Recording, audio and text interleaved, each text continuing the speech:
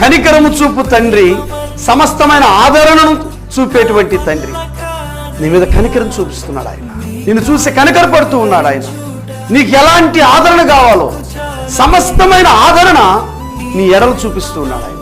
నేను ఆదరించేటువంటి దేవుడు, నీ మీద కరుణా వాత్సల్యత చూపించేటువంటి దేవుడు ఆయన.